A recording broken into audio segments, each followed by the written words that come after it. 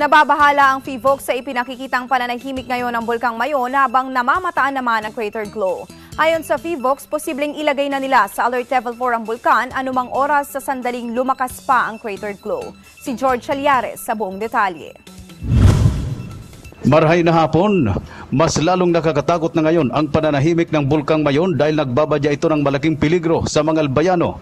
Sa nakalipas na 24 na oras sa ika-32 araw na pagbabantay ng Philippine Volcanology and Seismology, napansin ang malaking pagbagsak ng ilang mga parameters na inoobserbahan sa Mayon, subalit siya namang pagtaas ng posibilidad ng pagputok nito ng malakas. Sa pinakahuling tala, isang pagyanig o volcanic earthquake ang naramdaman sa katawan ng bulkan sa loob ng 24 na oras habang zero sa rockfall event. Mula naman sa 187 tons per day kahapon, mas lalong bumagsak ang sulfur dioxide emission ng bulkan na meron na lamang 92 tons per day. Ibig sabihin, bumara umano ang umakyat na magma sa crater nito.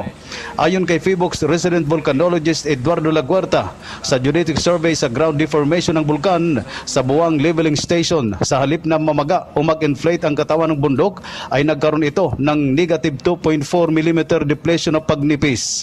Ibig sabihin umano nito ay umakyat na ang magma sa bunganga at posibleng sa upper slope ng Mayon nagkaroon na ng pamamaga. Patuloy pa rin ang ginagawang deformation survey sa upper slope nito at isa rin ito sa magiging basihan sa kanilang desisyon kung dapat nang itaas ang alerto ng bulkan. Ayon kay Laguarta, dahil sa ipinapakita ngayong aktibidad ng bulkan at kapag lumakas pa ang nakikitang crater glow sa darating na mga oras na sinabayan pa ng sunod-sunod na mga tremors o pagyanig, ay malaki ang posibilidad na itataas na nila ang alerto at kasunod nito ay ang pagputok na ng bulkan. Ang na-measure ay 92 tons per day kahapon.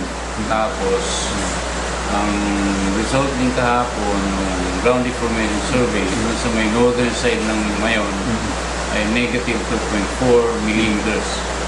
So ibig sabihin nun, depletion ngayon ang result ng deformation kumpara dun sa nakaraang 2 linggo at 2 survey na ginawa na puro positive, puro inflation na ang kabuuan ay mga 7 millimeters.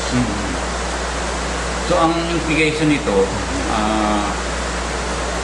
pag titingnan natin, ang pinaka-source ng inflation nung nakaraang 2 weeks, 3 weeks ito, ay umakyat pa doon sa upper portion ng Mayon.